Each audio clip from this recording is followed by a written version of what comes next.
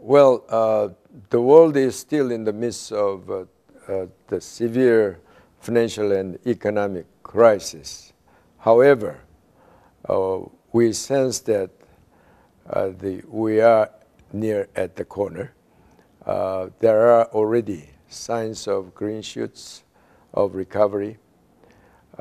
Consequently, I just hope that global policymakers, leading policymakers and business leaders and academics gather together at this forum to assess the current global financial situation, to see if there are any further actions need to be taken.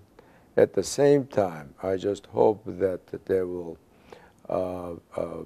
discuss the so-called exit strategies of the policy actions taken so far. The current financial and the economic crisis is literally unprecedented in recent world history.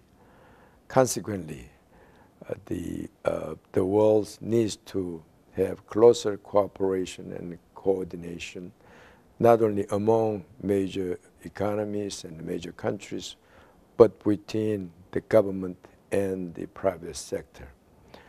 In fact, the G20 leaders gathered together last November in Washington and the last April in London to have a concerted effort to address this severe crisis.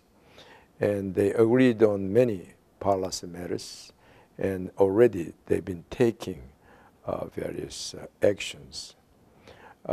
So the G20 leaders and the global leaders are in agreement that this global crisis is severe enough for having a concerted, serious effort. Korea, in fact, as a member of so-called Troika for preparing G20 summits, worked very hard to set the right agenda and to prepare a meaningful communique of the summits. And Korea will continue to work closely with the UK in particular, which is a chair country, to prepare the agenda for the next meeting in September. And the primary concern would be set the right environment for private businesses function properly and recover from the serious crisis. According to the WTO and OECD reports, this year it is expected that the drop in world trading volume will be the most severe in recent history. Under such circumstances, there are bound to be political pressure to resort to protectionist measures in every country. In fact, there are various measures already taken by some of the countries in this regard. However, fortunately, according to the WTO, none of these measures are serious enough to disrupt the existing global trading system.